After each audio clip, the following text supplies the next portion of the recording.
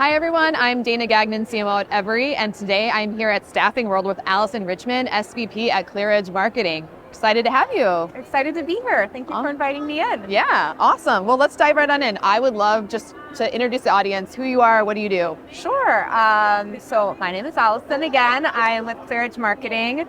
Currently, I'm the head of our marketing services division. So I oversee everything for the division from our growth and profitability strategy into how we deliver for our clients on both the account services and actual delivery expertise side, from marketing strategy to PR to digital and everything in between. Awesome. I'm so excited to talk to you. Obviously, I'm a marketer, so I love to talk to other marketers. Yes. But I talk to a lot of staffing leaders about challenges they have, and I've never really talked about marketing strategies and kind of some of the challenges that a lot of staffing companies face. So you've talked about how marketing is seen as sort of a supportive function of staffing, but it really should be elevated because it's critical for sales. Can you talk about, just elaborate on what you mean by that? Yeah, absolutely. So I should also back up and share. So I spent 15 years in the staffing industry before I even started at ClearEdge, all in-house marketing. Oh. So being the head of marketing at a publicly traded IT global staffing company, you learn a lot and you really get to define and see how important the people are to everything that happens in a staffing company. Very different from product, which is where I started, but just as critical to have that unified voice and that differentiating factor to why someone should choose you. And in staffing, it's actually even more complex because you've got real three audience groups that I always think we always have to be thinking about. You've got your clients, of course. Yeah. You've got your candidates. And then you've got your internal employees, which again are the real voice of the company. Yeah. They are the ones making the connections every single day.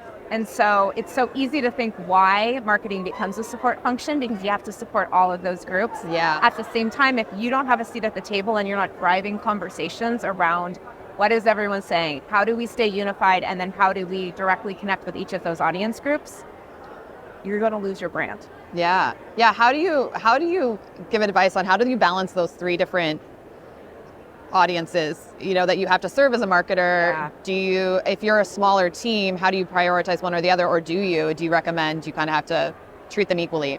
I think you always have to have an always on model. So you should have something going for all the groups always. Yeah. But you do have to prioritize, right? We all have different levers we have to pull. We have different things we have to focus on. So I think it really becomes how connected is marketing to the business. Yeah. Having that seat at the table and deciding each year, sometimes each quarter, where are you going to channel more of your efforts? Right now, most of our clients that we hear from in the industry as a whole really needs new clients. They need to be going deeper and wider in their current clients. And so marketing needs to be able to make the shift, focusing on the messaging and the strategies that are going to connect to clients. But one thing we know about this industry is it can change so quickly. Yeah. So you want to keep something going where you have that brand recognition going with your candidates as well. So I guess my advice is to stay close to the business, ask good questions, and then decide regularly as a group, as a leadership team, where to channel those efforts first. Yeah, you touched on brand visibility, but also brand credibility. What advice do you have? What are some strategies that staffing companies that maybe haven't invested in brand, or they don't think they have, where do they start? Right. I love that you said they don't think they have, because to have a business, you have to have a brand, right? Absolutely. And so many amazing staffing companies are built without marketing departments, to your point, but they still have a brand. Their brand is tied up in their people, and their brand is often tied up in their founder and their leadership team. Yep. So we actually work with a lot of companies in that stage, and we start by really honing in on something we call appreciative inquiry. So you understand more of your brand. We go out and we'll interview the different groups, all of those different stakeholders, including the leadership team, and we help them really define what is unique about your brand. Interesting. Staffing, we have another thing we like to say about the sea of sameness.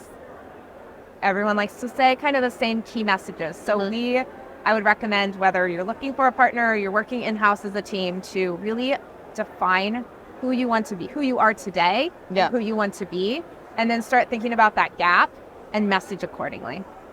And then to the point on all the audiences, then you break down the message. So start with a single message that talks to everyone, because you are one company at the end of the day. Yeah. And find that differentiator that really is who you are, what makes you unique. Yeah. And then think about how you channel those key proof points into each of your audience groups. Yeah, I love that. Do you ever have clients that are like, well, there's nothing unique or differentiated about us? And like, how do you help them find? I mean, there's always something, but like, how do you help them really find? I think that's where our appreciative inquiry process comes in, because we go out and we will do quantifiable research, right? We'll do some surveys and collect some data, but then it really comes down to the qualitative conversations. Yeah. We interview all those different groups, and you would be surprised in an industry like staffing, whether or not the company thinks today that they have a differentiator or not. There is something unique about every company, and so that's how we find it, and then it's all about how you amplify it. That's awesome. Yeah, so let's talk about the amplifying side. Once you've kind of done the groundwork of positioning, messaging, what strategies do you see that are effective for staffing companies to get their brand out there, to maybe, whether it's attracting more candidates or clients, what marketing strategies should they consider? Yeah, the website is such a big one because, right, as a marketer, like your website is your only 24/7 salesperson. Yeah. And today, I think the latest stat, the data tells us 70% of buyers, and this could be a buyer, actionable staffing buyer, or a candidate looking to find that right partner, we can call them consumers for the purposes of this conversation. Yeah. They do 70% of their research online and before they even talk to someone. So you've got to make sure that your website connects to that right message. And the other tip I always give in this industry, you've got to make sure you have real clear journeys on your website. Yes. Because you are taking so many different audience groups into that website. And then how do you direct them very quickly to connect with you? Yeah. They want to learn about you and they want to connect with you. So number one would be the website. And then I think a lot of sales enablement is really important today. Yes. If marketing and sales aren't saying the same thing to clients, marketing has the opportunity to say it on a broader scale. But if the salesperson isn't communicating the same message, or vice versa, if the salesperson is saying something as their differentiator that marketing is not, the client's going to lose that trust right away. Yeah. So website, sales enablement, and then that's when you really get to have some fun. Once you have those two pieces covered, I think then you start thinking about strategic PR strategy, and PR today for us includes a lot of social media. Yeah. Then you get to think about the database. That's the other thing I always advise clients is what is in your database. Most of the time there is so much gold there.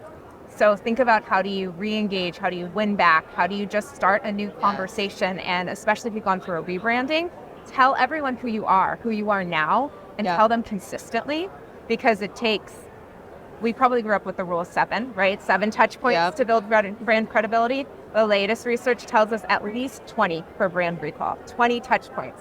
It's wild. So you got to be out there all the time on all of the channels, but it is about prioritization. Yeah, and on top of that, there's also the adage that at any given time, only 5% of your customers are even like in an active buying cycle. So I think you've talked about brands that linger. Like so if they've got the foundation laid, they're following those 3 things. Are there things that they can do to really stand out and like make their brand stick more than other? I think in this industry, it does still come down to humanizing your brand a lot. Yes. So put your recruiters, put your sales team, put your leadership in the spotlight. Once you've defined what that message is, make sure that how you're presenting them aligns with that message, right? But most of these organizations, these most successful staffing organizations, they already have that in their DNA. Yeah. So then it's just about showing the expertise that you have, the care that you have, those people in those spaces that are really doing the work and helping companies thrive through talent, and then helping that talent thrive through new job opportunities. That's one thing to always keep going. That's great. If you talk about putting your leadership team out there, a lot of people I talk to, they want to have their CEO be posting on LinkedIn more, but maybe they don't know where to start, or they don't know, how to they don't want to just go straight for them. How do you encourage the employees, especially leadership, to really be this megaphone for the company? Yes. Oh, it's so nerve-wracking. Yeah. I know for myself, LinkedIn is such a fabulous platform, and we hear so much about business opportunities coming from it, but it's also a little bit of a terrifying platform.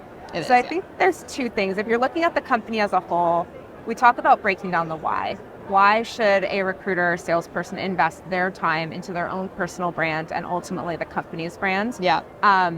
Once they understand the why behind that, then give them the right tools. Another great job of a marketing department in this industry is to give them content that they can use on their own. Content that they care about, that their audiences will care about. So I think when you're thinking about the majority of your team, you start there. The executive is a little bit different. It takes some work to really define what you want your presence to be. What you want your executive presence to be, right, as a leader, and then how you want to communicate that and amplify that on social. So we do a lot of executive brand work, and we really hone in on 3 pillars of conversation is what we call them. what do you want to be known for? Yeah. What do you want your business to be known for? But then how does that translate to you as an individual? Oh, I love and then that. we'll build content from there. And then hopefully we'll also start building, and we see this happen a lot organically, into interview opportunities and podcast opportunities, right? Yeah. More ways that you're out there telling your story and connecting to people. At the end of the day, even with all of the digital and AI that is coming, that is going to be so critical to our business, as we've learned. But this is a human business, and we cannot fully lose that part of it. Yeah, I love that.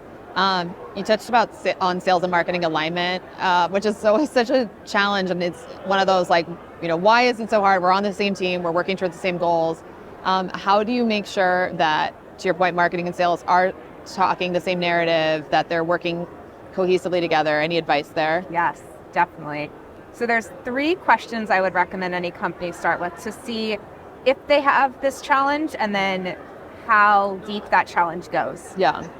The first is, how often are the 2 teams talking to each other? Do they share any KPIs? Are they talking to each other regularly? Not just about there's an error on the website, right? It's having a strategic conversation about what's going on with customers. Yeah.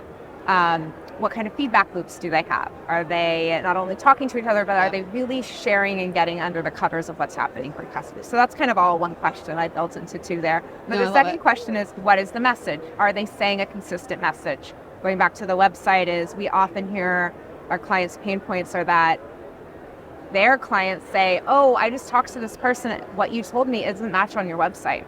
So that's a clear sign that you need to align your efforts a bit more. Yeah. And then the third one is, are there shared KPIs? Yeah. Are they really going after the same goal? Because while you can have an important goal like growth, everyone has that goal, right? What does that really mean? And how does marketing's efforts align with sales efforts? So get them connected on KPIs. Yeah, love it. So you've been in staffing marketing for over a decade. I'm curious, how have you seen marketing strategies evolve over the year? And what are you most excited about the state of marketing for staffing now? Gosh, that is a really good Two-pronged question. I know, that's a great one too.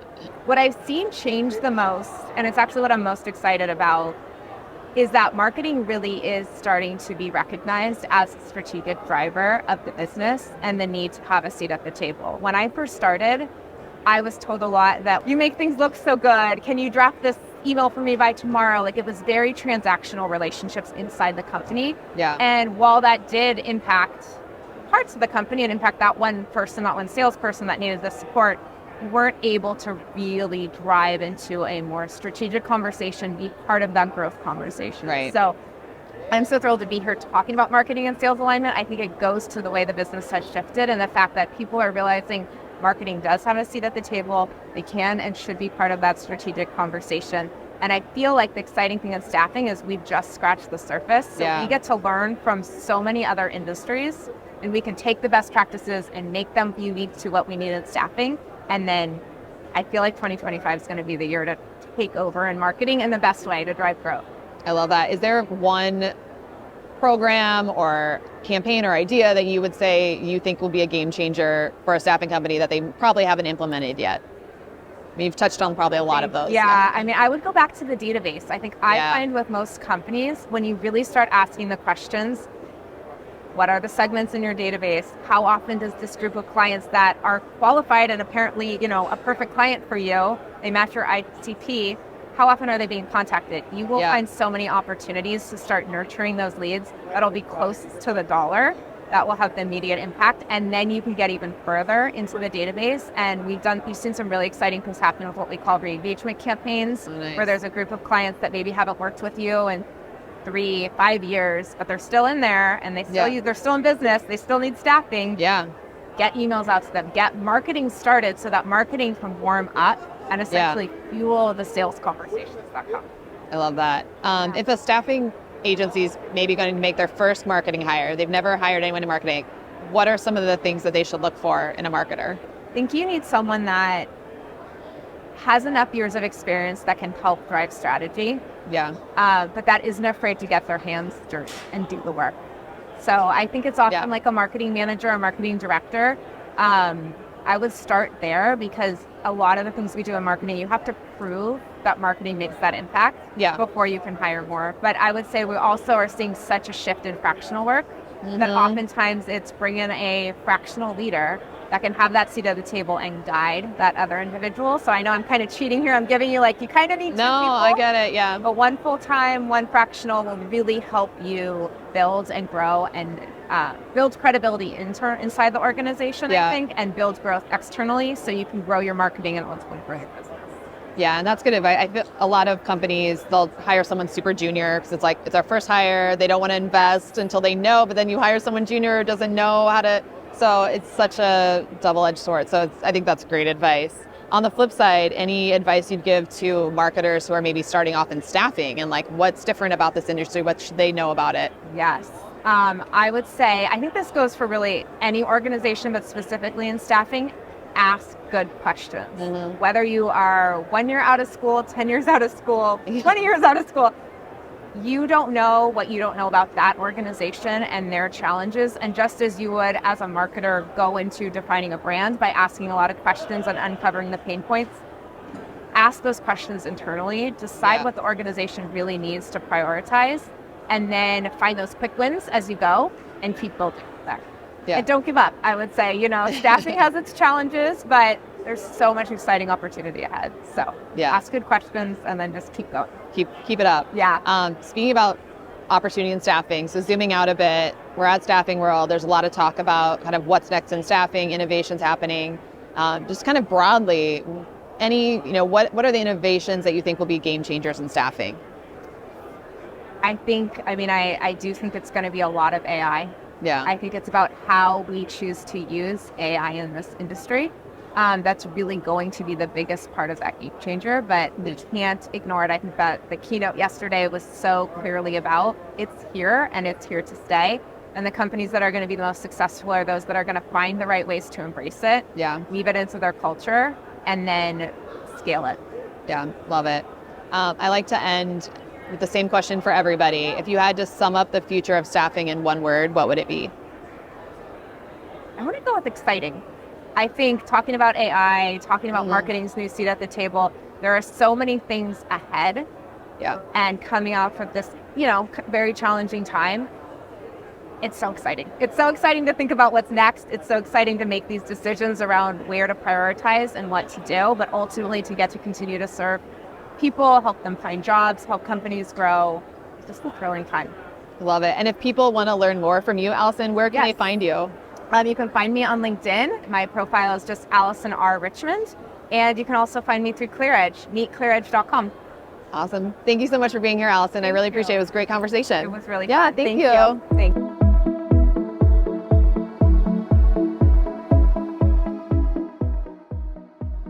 Thank you for watching. More videos are coming soon, so stay tuned.